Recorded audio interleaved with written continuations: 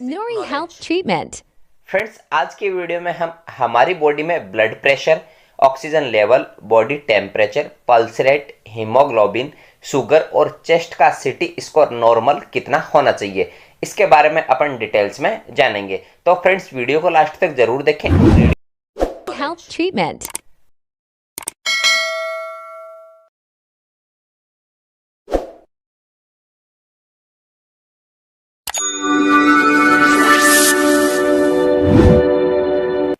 Friends, यह video आप सभी के लिए बहुत इम्पोर्टेंट है, क्योंकि इस वीडियो में हम ह्यूमन हेल्थ से रिलेटेड कुछ बेसिक मेडिकल पॉइंट्स के बारे में जानेंगे, जो कि आप सभी को पता होना चाहिए, और यह सभी पॉइंट्स आपको फ्यूचर में भी काम आएंगे।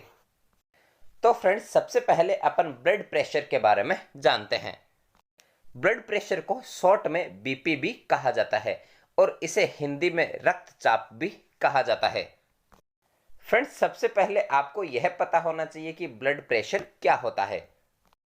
ब्लड प्रेशर ब्लड वेसल्स में बहते हुए ब्लड द्वारा वेसल्स की वॉल्स या दीवार पर डाले गए प्रेशर को ही ब्लड प्रेशर कहा जाता है। फ्रेंड्स, इस नीचे वाले डायग्राम में आप देख सकते हैं कि यह ब्लड वेसल्स है और इसमें ब्लड सर्कुलेट हो रहा है। तो यह बहता हुआ ब्लड इस प्रकार वॉल्स पर दोनों साइड प्रेशर डालता है, उसे ही अपन ब्लड प्रेशर कहते हैं। फ्रेंड्स, ब्लड प्रेशर को हम स्पिग्मोमेनोमीटर से मापते हैं। फ्रेंड्स, ब्लड प्रेशर दो प्रकार का होता है। फर्स्ट है सिस्टोलिक ब्लड प्रेशर, सेकंड है diastolic blood pressure. Systolic blood pressure वह होता है जब हमारा हार्ट धड़कता है तो वेसल्स पर जो प्रेशर पड़ता है उसे मापा जाता है, और डायस्टोलिक प्रेशर वह होता है जब हमारा हार्ट धड़कता है तो दो धड़कनों के बीच के प्रेशर को मापा जाता है। और फ्रेंड्स, सिस्टोलिक ब्लड प्रेशर ऊपर का ब्लड प्रेशर होता है और डायस्टोलिक नीचे का ब्लड प्रेशर होता है। तो यहाँ पर अपन जानेंगे कि नॉर्मल ब्लड प्रेशर कितना होता है। न्यूली बोर्न बेबी में 95/55 mm ऑफ Hg होता है। यहाँ पर 95 सिस्टोलिक ब्लड प्रेशर है और 55 डायस्टोलिक ब्लड प्रेशर है, और यहाँ पर mm ऑफ Hg का मतलब मिलीमीटर ऑफ मरकरी होता है। और फ्रेंड्स, यंग एडल्ट्स में normal blood pressure 120/80 mm of Hg होता है, यानी कि यंग एज वाले व्यक्ति का ब्लड प्रेशर अगर 120/80 है तो वह व्यक्ति बिल्कुल स्वस्थ है। और फ्रेंड्स, ओल्ड एज वाले का blood pressure 150/90 mm of Hg होता है। ओल्ड एज में अपन इस ब्लड प्रेशर को थोड़ा सा नॉर्मल मानते हैं। और फ्रेंड्स, अगर किसी का blood pressure 140/90 mm of Hg है तो यह थोड़ा सा ज़्यादा होता है। और फ्रेंड्स, अगर किसी का ब्लड प्रेशर ऊपर का 150 और नीचे का 95 है तो इसे हम बहुत ज़्यादा बीपी मानते हैं। इस कंडीशन में हमें तुरंत डॉक्टर्स के पास जाना चाहिए, क्योंकि यह इमरजेंसी कंडीशन होती है। अब ऑक्सीजन सैचुरेशन की बात करते हैं, मतलब SpO2 क्या होता है। SpO2 का मतलब सैचुरेशन ऑफ प्रीफेरल ऑक्सीजन होता है। फ्रेंड्स, ऑक्सीजन को ऑक्सीमीटर से चेक करते हैं। इस डायग्राम में आप देख सकते हैं कि यह ऑक्सीमीटर है और यह फिंगर्स में लगा के SpO2 को चेक किया जाता है। फ्रेंड्स, जब हम सांस लेते हैं तो उसमें बहुत सारी गैसेज के साथ हमारे अंदर ऑक्सीजन भी जाती है।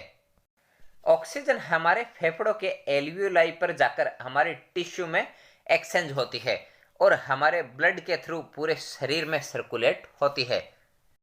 तो फ्रेंड्स, ऑक्सीजन का लेवल हमारे शरीर में कितना होता है आपको इसका पता होना चाहिए।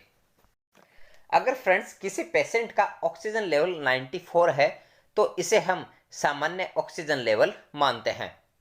तो वह मरीज बिल्कुल सामान्य या नॉर्मल होता है, 94 से कम नहीं होना चाहिए।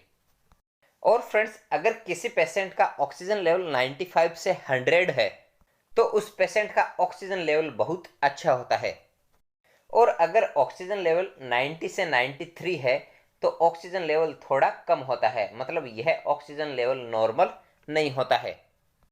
और किसी का ऑक्सीजन लेवल 90 है या 90 से कम हो गया है तो उसका ऑक्सीजन लेवल बहुत कम हो चुका है, और तो उस व्यक्ति को डॉक्टर्स के सलाह पर एडमिट हो जाना चाहिए। अब हम बॉडी टेम्परेचर की बात करते हैं, मतलब हमारे शरीर का नॉर्मल तापमान कितना होना चाहिए। फ्रेंड्स, आप सभी को यह पता होना चाहिए कि हमारी बॉडी का नॉर्मल टेम्परेचर कितना होना चाहिए। फ्रेंड्स, बॉडी टेम्परेचर को अपन एक डिजिटल थर्मामीटर से मापते हैं। इस डायग्राम में आप देख सकते हैं कि यह थर्मामीटर होता है, इससे ही अपन बॉडी का टेम्परेचर मापते हैं।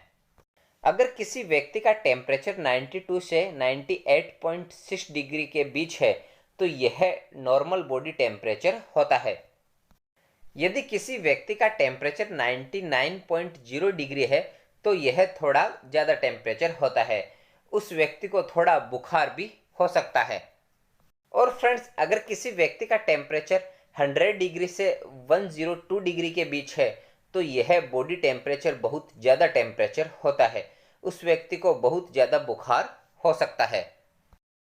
अब अपन हार्ट या पल्स रेट की बात करते हैं, मतलब हृदय गति या पल्स रेट क्या होती है और हमारे शरीर में कितनी नॉर्मल होती है।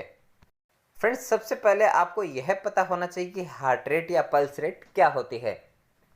जब हमारा हार्ट या हृदय 1 मिनट में जितनी बार बीट करता है या धड़कता है उसे ही अपन पल्स रेट कहते हैं। मतलब हार्ट रेट या पल्स रेट आपके दिल की प्रति मिनट धड़कन की संख्या होती है। इस डायग्राम में आप देख सकते हैं कि एक हाथ की दूसरी और तीसरी अंगुली को गर्दन पर रखे पल्स रेट को महसूस किया जा सकता है, और सेकंड वाले डायग्राम में एक हैंड की दूसरी व तीसरी अंगुली को कलाई के अंदर वाले भाग पर रखा जाता है। यहाँ पर अंगुलियों को रखकर अपन पल्स रेट को महसूस कर सकते हैं।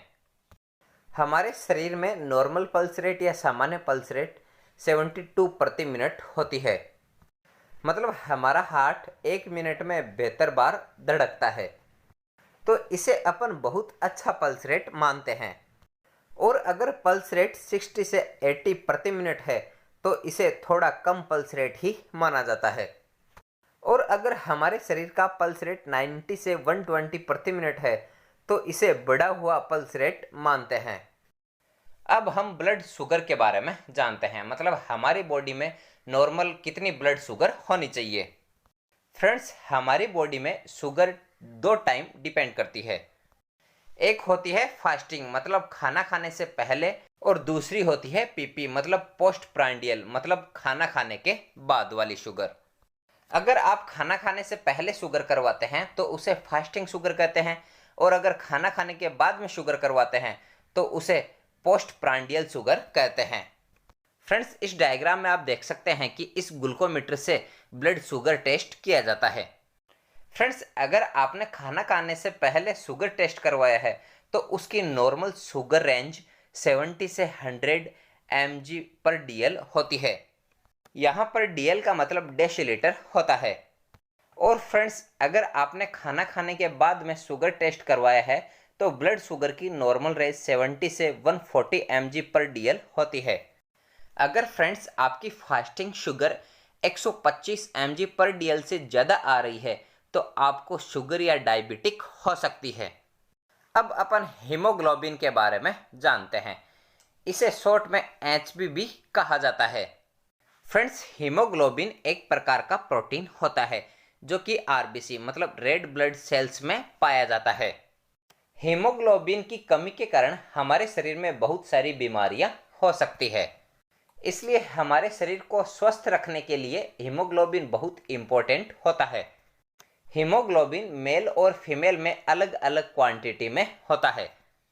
मेल में हीमोग्लोबिन की नॉर्मल वैल्यू 13.5 से 17.5 ग्राम पर DL होता है, और फीमेल में हीमोग्लोबिन की नॉर्मल वैल्यू 12.5 से 15.5 ग्राम पर DL होता है।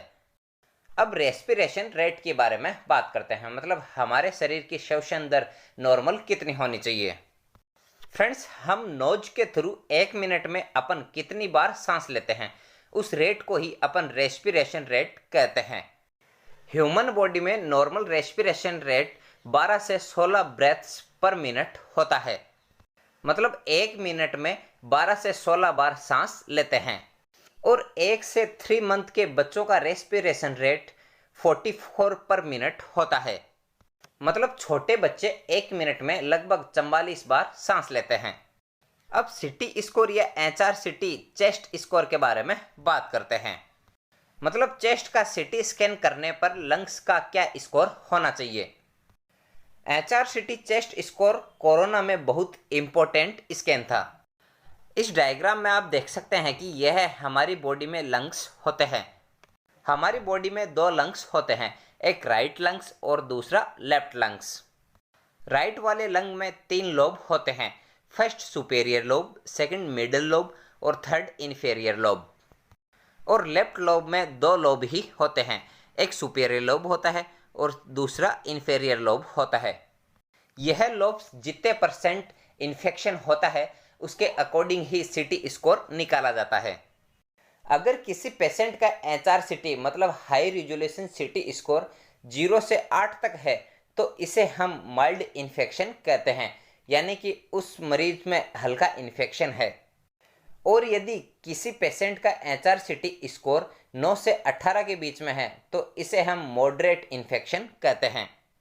और फ्रेंड्स, अगर किसी पेशेंट का HRCT स्कोर 19 से 25 के बीच में है तो इसे हम सीवियर इन्फेक्शन कहते हैं, मतलब इसे काफ़ी गंभीर इन्फेक्शन माना जाता है। सीवियर इन्फेक्शन में ऑक्सीजन और वेंटिलेटर की भी आवश्यकता होती है। तो फ्रेंड्स, आज का हमारा टॉपिक यहीं कंप्लीट होता है।